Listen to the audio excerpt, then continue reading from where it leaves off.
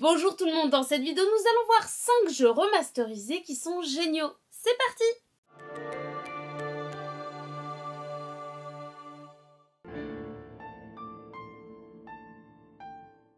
Loco Roco est un jeu vidéo de plateforme conçu par Tsutomu Kuno, développé par SCE Japan Studio et édité en 2006 sur PlayStation Portable. Loco Roco remasterisé est quant à lui sorti en 2017 sur PlayStation 4 et on peut le retrouver donc sur PlayStation 5. L'histoire de Loco Roco se déroule sur une planète paisible peuplée de créatures gélatineuses, rondes et colorées et joyeuses appelées Loco Roco.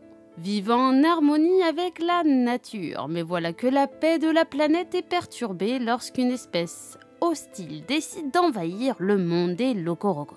Pour commencer, ce jeu est tout bonnement addictif, tant il est sympathique, agréable et bien réalisé. Graphiquement très beau même si très rudimentaire et en perpétuelle évolution, il possède un gameplay vous demandant d'être toujours en interaction avec le décor pour avancer dans le jeu et transformer votre état dans chaque situation que vous rencontrerez. Le jeu vous transportera dans différents environnements, parfois même très originaux, voire très fun, surtout que le jeu s'amuse à les déformer et les faire évoluer tout le temps. Donc visuellement fun avec des designs très originaux et complètement loufoques, le jeu se veut tout de même précis et vous demandera de rester concentré car le jeu se veut réfléchi pour réussir à récolter tous les locos disséminés sur le chemin. Le jeu n'est pas forcément très long mais suffisant pour passer un bon moment. Vous pourrez obtenir des bonus en effectuant des récitals et surtout il vous faudra remplir certaines conditions pour passer certaines énigmes, comme avoir récupéré assez de vos compatriotes pour continuer votre chemin. Et vous pourrez même construire votre propre maison, et ça c'est cool. Quant à la bande son, elle est juste exceptionnelle, c'est accompagné chaque moment et les voix changent selon les locaux, ce qui est très plaisant. Les musiques sont en totale adéquation avec l'univers bizarre du jeu, en bref, c'est un jeu fun, agréable et addictif, mais dommage qu'il soit un peu court. Bon par contre pour moi le remaster change juste les graphismes du jeu. Mais c'est un bon moyen de découvrir le jeu sur un autre support que la PlayStation Portable, mais ne vous attendez pas à une énorme différence. Un jeu super mignon et totalement amusant. Star Ocean The Last Hop est un jeu vidéo développé par Tri-Ace et édité par Square Enix, sorti en 2009. La version remasterisée quant à elle est sortie en 2017. Star Ocean The Last Hop se déroule dans un futur lointain, alors que la Terre a été dévastée par une guerre mondiale associée à l'utilisation d'armes de destruction massive, rendant la planète presque inhabitable, contraignant ainsi les habitants à vivre sous terre. L'Organisation des Nations Unies a formé la FRS, dont la mission est de trouver de nouvelles planètes habitables dans l'espace pour que l'humanité puisse s'y installer. Et c'est ainsi que Ed et Jeremy partent à la recherche de l'un des vaisseaux portés disparus. Et ils rencontreront, durant leur chemin, plusieurs personnages, dont certains les rejoindront. Les événements sont nombreux, le scénario peut d'ailleurs sembler parfois brouillon, mais l'ambiance met tout le monde d'accord sur le fait que ce titre reste malgré tout un jeu incroyable et fascinant. Visuellement, le jeu est génial et les environnements sont changeants et on prend plaisir à les explorer. Vous pouvez voir les ennemis, ce qui vous permet soit de fuir, soit de les affronter stratégiquement. Les affrontements en temps réel sont dynamiques, fluides, vous pouvez alterner les personnages et ainsi tirer le meilleur de chacun selon les circonstances, ce qui nous implique grandement. Les personnages restant en arrière s'occupent du combat d'eux-mêmes, même si vous pouvez leur donner des directives pour adapter le combat selon la situation rencontrée. Les attaques éclairs permettent aussi de ralentir le temps et de pouvoir faire quelques coups critiques très sympathiques. En maniant le combat d'une certaine façon, vous pourrez avoir accès à différents bonus qui vous aideront à obtenir plusieurs choses qui vous aideront aussi donc dans la suite du jeu. À vous également de faire évoluer vos personnages comme vous le voulez. Donc soyez attentifs à la manière dont vous appréhendez la suite du jeu, en rendant l'expérience assez équilibrée entre les personnages. Vous pouvez aussi récolter et créer différents objets, enrichissant ainsi le gameplay, et vous devrez ainsi gérer les compétences de chacun de vos personnages pour approfondir ce mode artisanat. Un jeu qu'on prend plaisir à retrouver, je trouve. Un jeu qui était magnifique avant et qui est encore plus sublime aujourd'hui. Tales of Symphonia est un jeu vidéo de rôle développé par Namco Tales Studio et édité par Namco. Il s'agit du 5e opus de la série des Tales of et est sorti en 2003 sur GameCube, mais vous pouvez le retrouver également sur PlayStation 3 dans la compilation Tales of Symphonia Chronicles. Et voilà que la version remasterisée est sortie sur Nintendo Switch, PlayStation 4 et Xbox One avec une compatibilité sur PlayStation 5 et Xbox Series. Donc pas d'excuses pour ne pas l'essayer, surtout que ce jeu est exceptionnel. C'est dans le monde imaginaire de Sylvarant que la déesse Martel a besoin d'être réveillée, sinon le monde court à sa perte. Dans ce monde, les humains sont persécutés par les Désians, une organisation composée de demi-elfes qui les exploite. Il faut ainsi réveiller au plus vite la déesse et c'est ainsi que les anges doivent désigner un élu pouvant ainsi sauver le monde.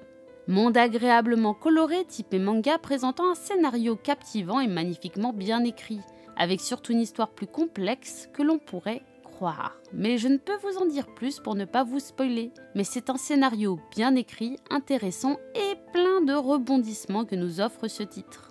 Le gameplay est efficace, on peut voir les monstres tout au long du jeu et j'adore justement cette caractéristique. Les énigmes sont très sympas, les combats en temps réel sont dynamiques, le jeu est jouable jusqu'à 4 joueurs simultanément et c'est plutôt plaisant. Tout cela rend d'ailleurs le jeu très fluide grâce aussi à son interface efficace et simple. Et les personnages ont tous des caractéristiques propres et il est plaisant de pouvoir les manier en prenant le contrôle de chaque membre. Vous pouvez aussi leur donner des directives pour établir une stratégie de combat adaptée à chaque situation.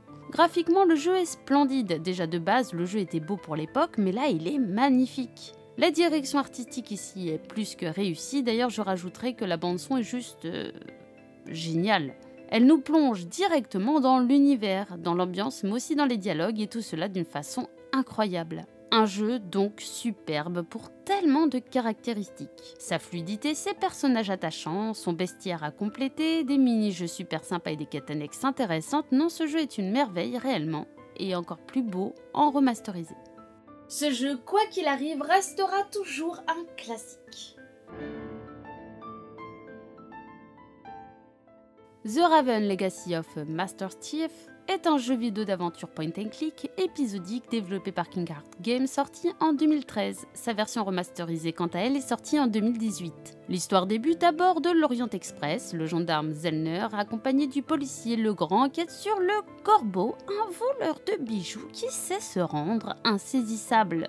On peut y voir ce qui semble être quelques références à Agatha Christie, déjà pour le jeu qui est une enquête policière très bien écrite, mais aussi dans le train où se trouve une vieille dame écrivaine de romans policiers. Ce qui est plaisant dans les point and click, c'est l'immersion totale du jeu et son obligation de bien réfléchir et donc de rester toujours concentré. Les énigmes sont d'ailleurs très bien ficelées et jamais inutiles car ils nous permettent en plus d'avancer dans l'enquête de tisser des liens avec les personnages.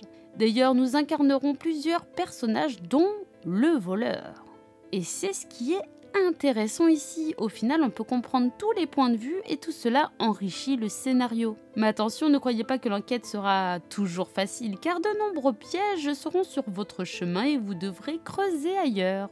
La direction artistique de base était bien réalisée, mais les graphismes ne faisaient pas l'unanimité. Mais avec cette version remasterisée, on prend plaisir à jouer avec ce visuel détaillé et cette ambiance du passé très bien retranscrite dans le jeu. Juste pour ma part, parfois quelques soucis encore de caméra, surtout pas facile pour saisir tel ou tel objet dans des endroits étroits où plusieurs interactions avec l'environnement sont possibles.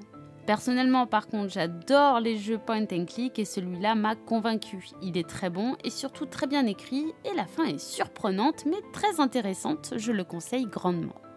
Son scénario est véritablement captivant, je l'adore.